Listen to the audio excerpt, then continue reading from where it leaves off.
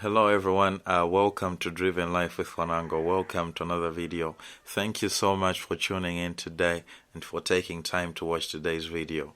We're on 300 subscribers, so please hit that like button, hit that subscribe button. Let us continue to grow together. I really appreciate the support you've been showing me. So let's dive into the content today. Today I would like to talk about bad habits that make you unattractive. So I hope this helps not just single people and actually even people who are in relationships. Okay, the first bad habit is poor hygiene. Okay, poor hygiene makes you unattractive. It's so important that you take care of your body. You take care of your oral health. That means your mouth as well, your teeth. All that. Make sure that you are hygienic, you smell good, you look good as much as possible. Sometimes it's as simple as maybe getting a haircut, maybe trimming your beard properly, and making sure that you just look good and smell good. That means when you talk, people don't repel you, okay, but they're able to stand close to you and not really feel uncomfortable. So it's really important because, to be honest, for some people, they are single not because they're not attractive or maybe they're not good people. It's just because maybe they don't take care of themselves enough. Sometimes hygiene can just take you to another place in your dating journey. Okay, so it's really important you do that. Number 2 is constant complaining. The Bible says in Philippians 2 verse 14, do everything without complaining or grumbling. So it's really important that you learn to not focus on the negative in your life and not to always complain about things. Do you understand that actually God got tired of the people of his people in the wilderness, the Israelites, okay, because of their complaining every time, complaining, worrying about things, saying they don't have this, saying that God shouldn't have rescued them, all those things. He got tired of them. Okay, because of that, complaining wears on people. Complaining repels people. When you complain every time, people won't want to be around you. So it's really important that you learn to have a positive attitude. When you always complain, you drain people's energy, okay, and you are unappealing. So it's really important that you learn. Talk about the good stuff in your life. Talk about what God has done. Find something to be thankful for, and begin to talk about that more. Here's the news flash. People don't like it when you always talk about your problems, okay? And do you know that when you talk about the good things in your life, it actually makes you happier as well, okay? But when you focus on the negative, the problems are magnified in your mind and you become less and less joyful. Okay, so celebrate the goodness of God in your life. He says goodness and mercy shall follow you all the days of your life. Focus on that. Number 3, being rude and disrespectful. Rudeness and disrespectful attitude, it makes you unattractive. Okay, when you're rude and disrespectful, you become unapproachable. Imagine wanting to be in a relationship and you're a rude and disrespectful person.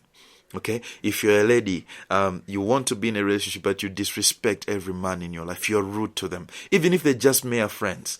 You know, sometimes even guys pay attention to how you treat your male acquaintances. Okay, sometimes even through classroom discussions, or maybe how you handle meetings at your workplace, how you relate to your male colleagues. People can pay attention, even the male, as you relate to your female colleague. You know, people pay attention to those things.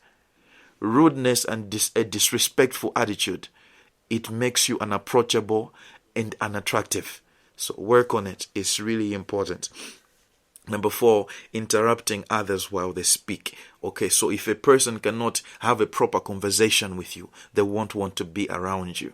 So it's really important. There are actually people who, for some reason, are convinced that what they say is the only good stuff. Okay, what they say is the only thing that matters. Sorry about that. It's the only thing that matters.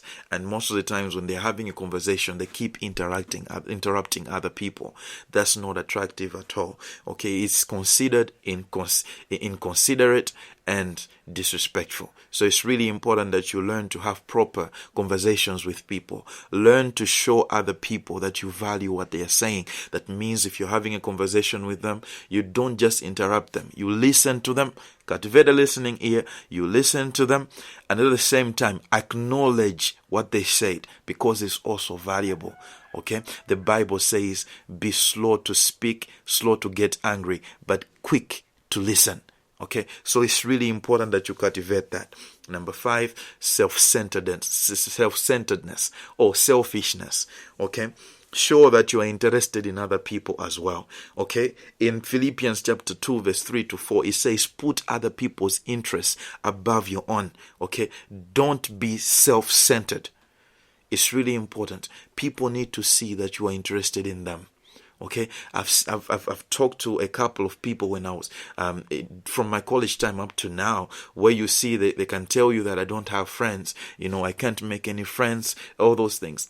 You can actually see even older people finding it hard to make friends, and most of the times it's simply because they're only interested in what they have to say, who they are. They're not interested in other people.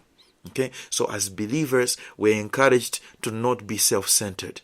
Okay, one of the things that Jesus came to eradicate from our lives is the self part of us, where we're so focused on self. He wants us to die to self and focus on Him and even other people, on loving them. Are you hearing me? Okay, so it's really important that you learn to do that. The final thing is a lack of confidence. A lack of confidence will make you unattractive. Now, let me tell you what confidence isn't. Confidence is not rudeness. There's some people who are so rude, they actually think they're being confident. That's not it. Rudeness is rudeness. Okay? Number 2, confidence is not stubbornness.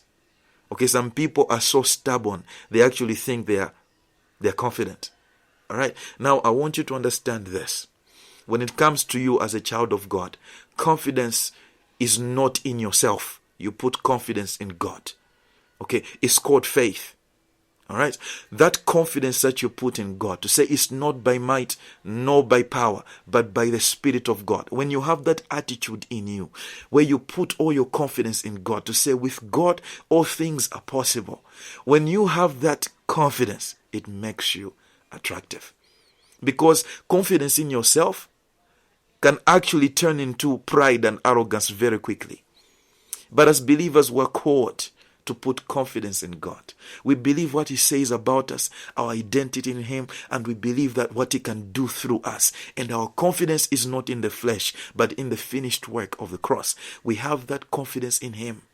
That's what the Bible teaches us to have. When you have that confidence, brother, sister, makes you attractive. Are you hearing me? So I hope these practical things help you.